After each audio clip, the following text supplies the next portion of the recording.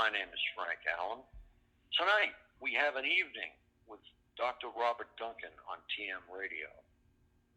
I have finished my series of questions, and we are now opened up to the listeners.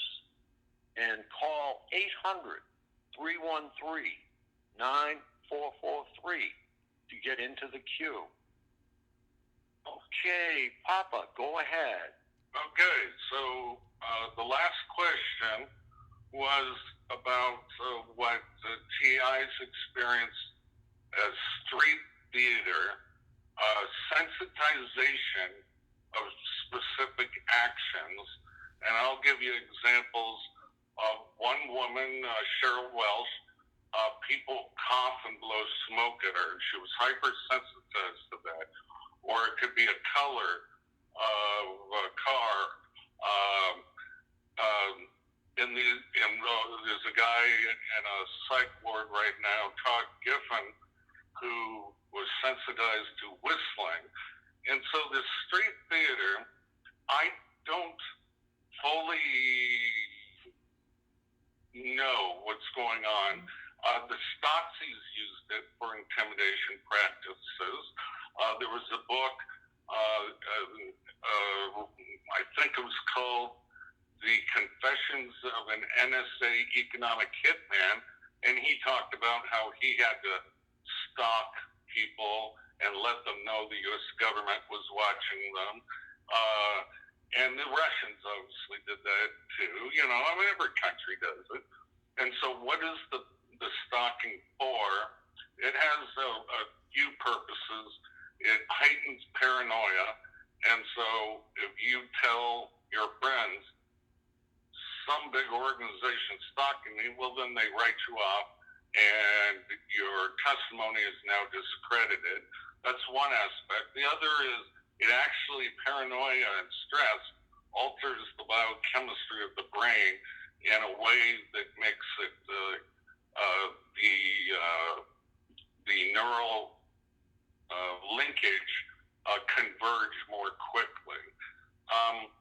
But here's what I'm doing to put people's fears to rest is I've been working on a program for 9 months now, and it will allow, it's free, and it will allow all TIs to take pictures of those they believe are stalking them. Now, if it really is U.S. agents doing it, or a crisscross, let's say, between one of our Five Eyes intelligence agencies, because the CIA is not supposed to do that, we will have their picture, and it goes through facial recognition, and, well, they're out of work or might be killed in any other country they work in. So it may put an end to it if that's the true case. Otherwise, let's say it just ends up being random people. Well, then the next hypothesis is perhaps everyone is mind-controlled or can be around that person. And then the third hypothesis is it's the paranoia being induced into the target, which recognizes these events as important. And so with my program, I hope to sort all of that out. Okay, you kind of hit on a lot of things there. Yeah, facial recognition. I'm running LPR, license plate reader software. Yeah, I'm doing license plate reader software as well. Yeah. Yeah, I've got 16 high security cameras around my house. I've talked on Frank's show how they hacked into it. This is a system that is not online. I do the manual updates, and they still manage to get in because you got to download the upgrade anyway from an internet source. They managed to get into that, and the owner of the company was saying who rewrote my code, and then eventually he went silent. And but I've got a few people. I had one other question for you, Doc, and then I guess a few people are having trouble getting on. Frank, Maryland's firing me off there's a lot of people, Papa. Yeah. So real quick, Doc, I barely knew about you until about 2 weeks ago when Frank gave me a heads up that this night was coming. And so I did what little research I could because I've got about a billion other things I'm dealing with in life. This isn't the only thing. This is the only kettle in the fire. But I take it that you're a whistleblower, and I'm going to throw the question out rather hard. And, unlike Bob Lazar that came out and said, here's element 115, and here's the ship. And until they created that in a particle accelerator, and even today, people have trouble believing him, although it's more credible now. But why did you not come forward with or come out with any kind of tangible evidence like, say, Edward Snowden did? He not only said, let's look, alien spaceship, here's you answered your own question. This is my country, and I'm not leaving it till it's fixed. And so you got to play the game just right and walk the line. If I had top secret documents, they would have already arrested me, broken in, destroyed my life. So I can tell people what the truth is. I can show them where to look and what Freedom of Information Act documents they need. But I'm not going to solitary confinement in some Leavenworth prison. Does that answer your question? That's a good, honest answer, Doc. And that's a question actually a few people had, so I just kind of threw it. They're like, who's going to ask it? I'm like, I'll ask it. I'm not afraid to ask an honest man an honest question. Last question is not from me. It's from Marilyn. Marilyn, who is a very a huge regular on this show, and usually is up here. She's having trouble getting on. Her question is to you, Doc. Why is it that 75%, rough estimate, of targeted individuals are women? Yeah, I get asked that a lot. And I have a couple hypotheses. One, I know a lot of men TIs, and they are too embarrassed to talk about it, or they suck it up, or whatever it is. And so it may actually be equal proportions, but you just don't get to hear from the men as much. The other hypothesis is women are more easily controlled by their emotions, which is important in these experiments because they have more neural emotional wiring in general, speaking. And I even know some real life CIA honeypots, for example. It depends on their program. What are they being programmed to do? Just die, or go on a killing spree in a school to change gun laws? What is their purpose ultimately? And I wouldn't know that without interviewing them, and if they had voiced the skull.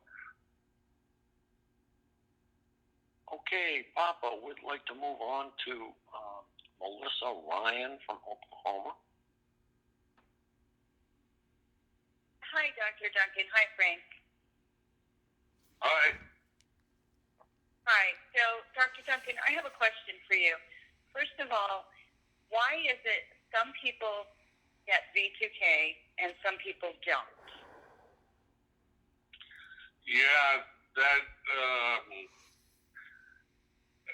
that's a difficult question for me because those who I've studied, I've interviewed over 2,000 people over the last 20 years, and the only ones I can be sure are government projects, part of their secret army of mind control people, if you will, is the ones that get voice to skull, because the CIA uses just the, two handfuls of scripts on them. And so even though it causes a lot of misperceptions and everything, I can read through all that, but I see how they introduce themselves and what they're trying to do. And so those are the only ones I can include in my study group. Those who just feel random pains and then think they're TIs, that's not enough evidence for me, so I can't include them in my study. So my question, okay, perhaps I didn't phrase it correctly. So in my case, I don't know if you've seen the picture, they left a giant microwave burn on my back. Okay, but that was in the midst of some very serious harassment. I mean, they pulled out all the stops on me. I'm just wondering, and I'm certain if they could have done V2K to me, they would have.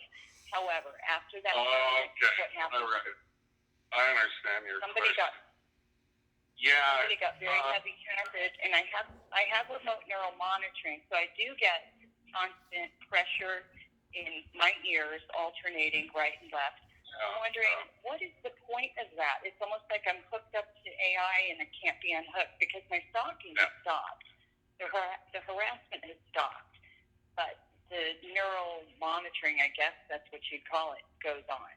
Well, no. Let me ask you a question. How do you know the neural monitoring is going on if you have no feedback? You said the torture. Well, it corresponds to my every thought. It's yes or no, and for whatever reason, I don't remember. I do remember getting several darts in my eyes that like pins, and I kept thinking, how do I keep getting something right there in that same spot in my eye, in the corner of my eye? At some point, I realized they could see what I could see. There were a multitude of things going on. So okay. I'm okay. just No, curious I believe you. I believe you. I think that it's just a limitation of the technology that they weren't able to cognitively model your auditory cortex. Otherwise, you would have the B2K. It's just, no weapon system is totally perfect. And in fact, that's why they have so many of TIs from every walk of life and every culture to try to fill their database with probability models of efficacy of this weapon system for total control over all humans. So, that leads me to my next question. If the ultimate outcome here, the ultimate goal is world domination, once that's achieved, then what? I always think, well, yes. Okay, but then what are you going to do? Yes. Oh, that question bothered me for so long. And here's the plan. They don't believe humans, as they grow with technological capability, can stop their inherent sinfulness, and that a single individual can wipe out the world now if they're not monitored. And so they're going to a system that would be a global hive mind, a peer-to-peer system with no secrecy, no judgments, and we work from that state. So they have a long-term plan. And I don't necessarily disagree with it, and a lot of people will hate me for saying that. I just disagree with the route they've taken and the methodology they've taken to torture so many innocent people just so they can get the data that they need.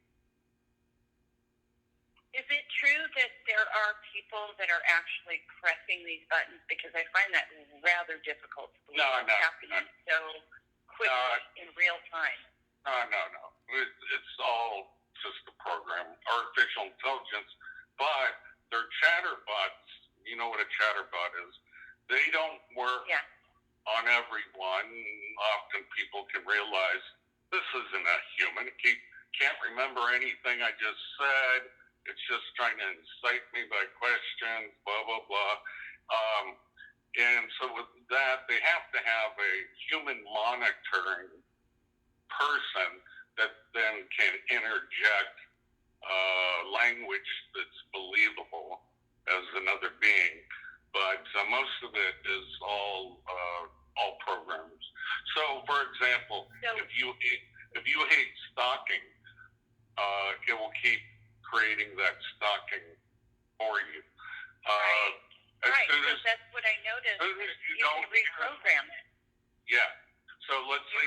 can reprogram it.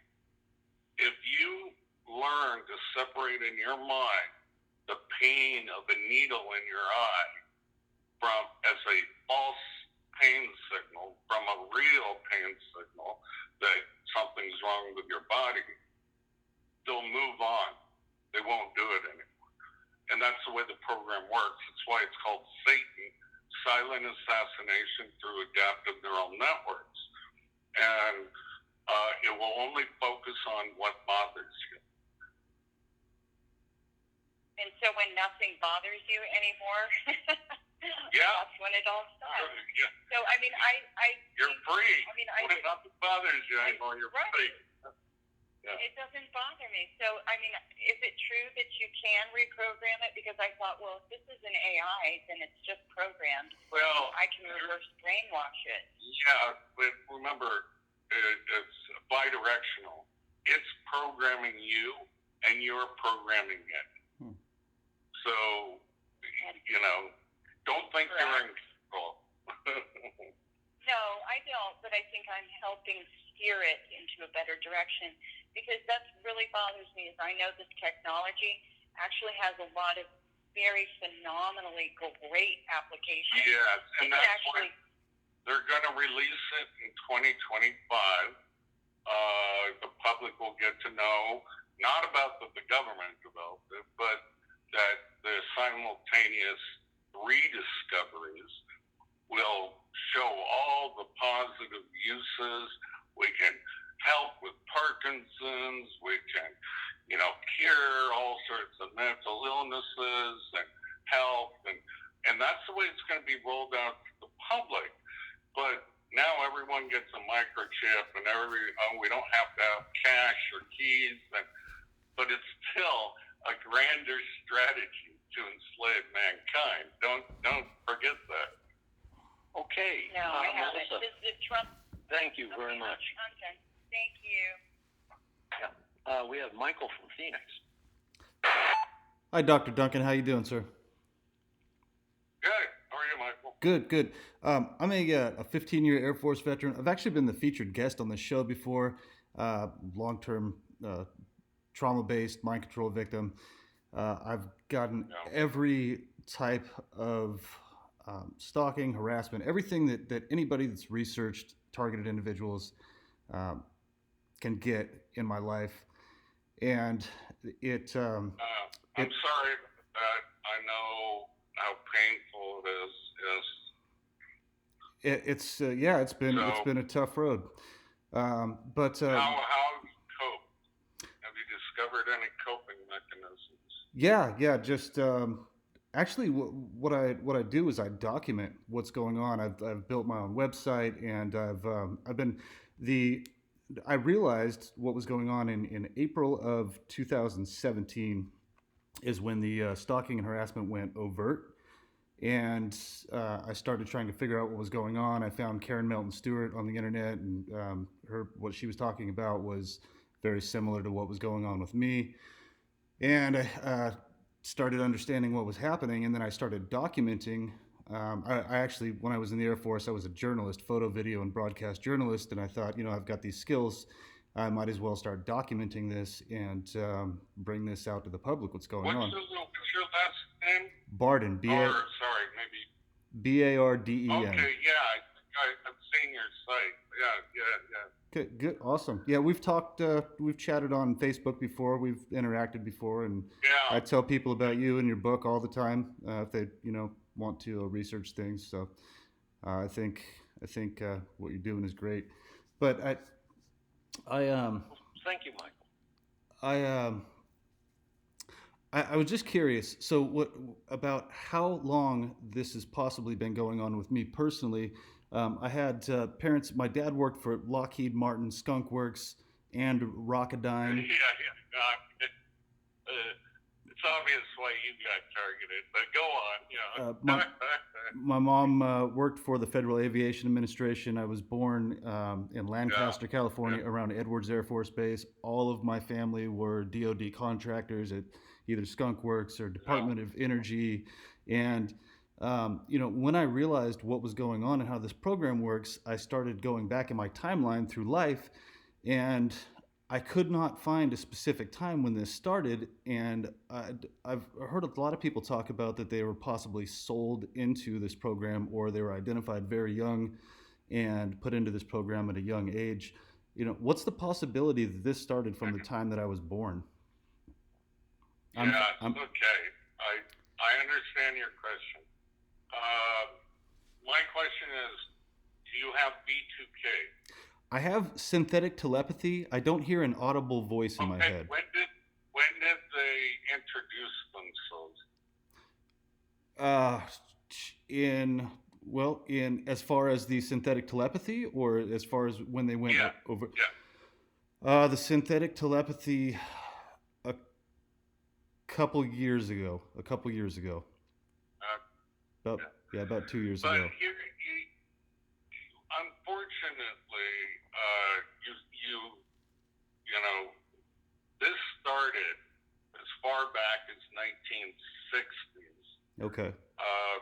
It brought over, by the German scientists and stuff, but it really didn't go online in 1960s.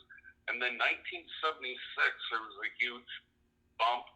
And then after 9/11, another huge bump of TIs. Is it possible the entire world is under this kind of mind control? Yes, it's possible. Okay, guys, we have 2 minutes left.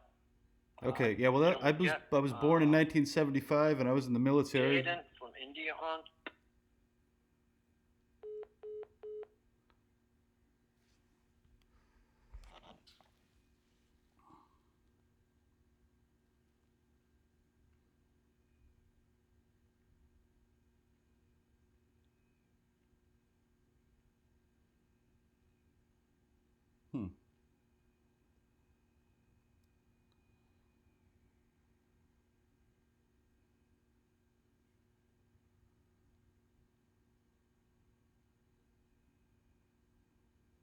Interesting.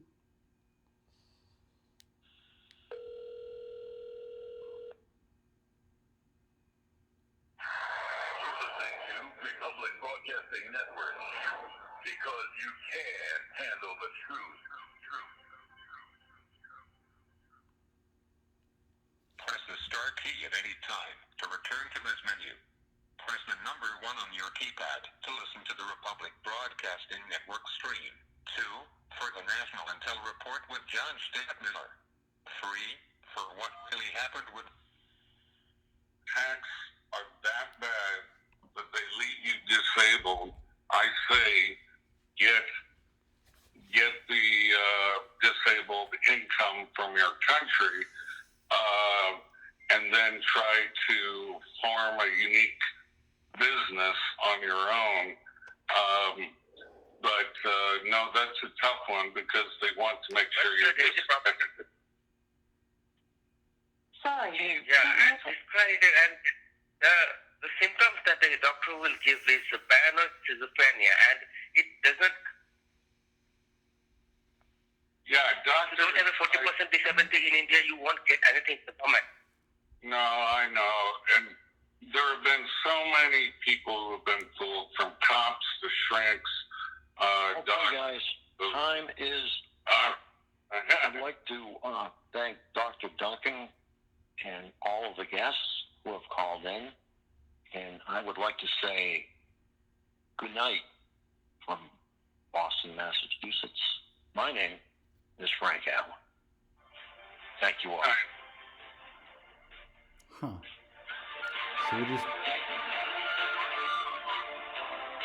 So we just ran short on time.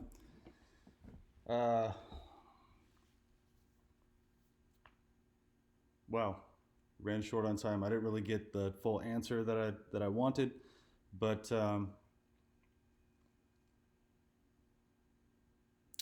Dr. Duncan, who if you look him up, you research him,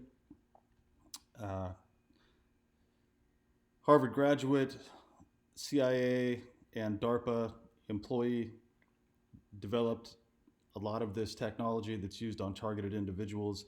As soon as I told him that my dad worked for Lockheed Martin, Skunk Works, and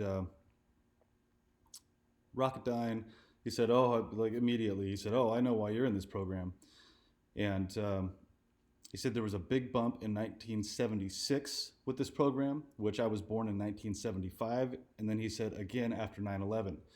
Um,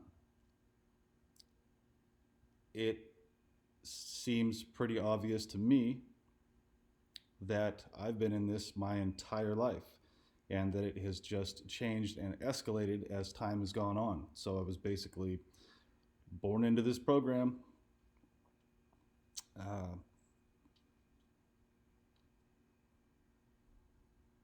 and then it changed after 9/11. And it probably has nothing to do with, well, I'm sure it has, partially has something to do with what I was uh, talking about, researching, talking about the Federal Reserve, Janet Yellen, Barack Obama's birth certificate, um, the truth about 9/11 after meeting survivors of the attacks that visited my fire station, rode in my truck with me. Yeah,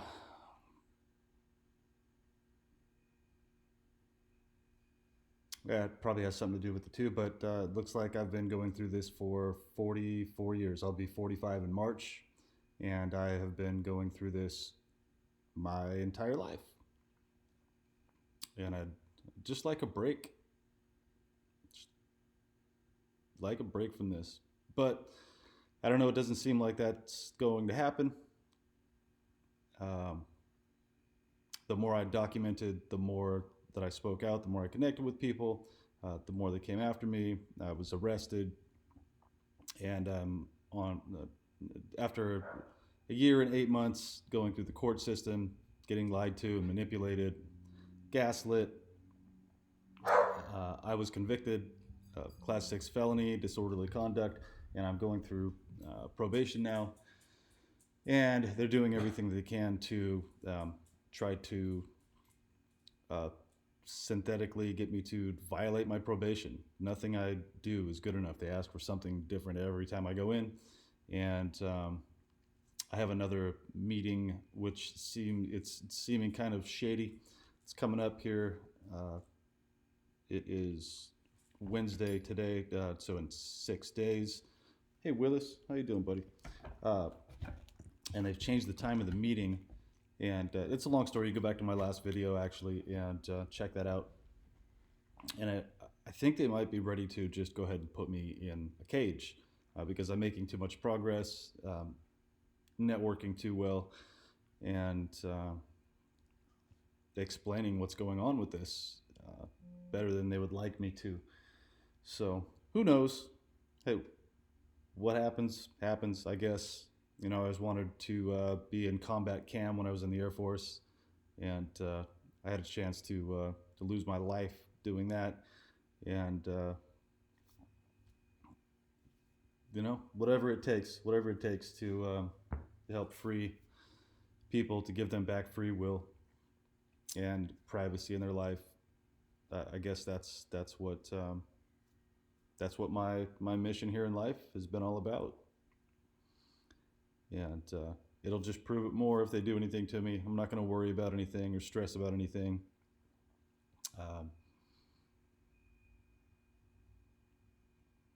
I guess that's just how the cookie crumbles, how things go. And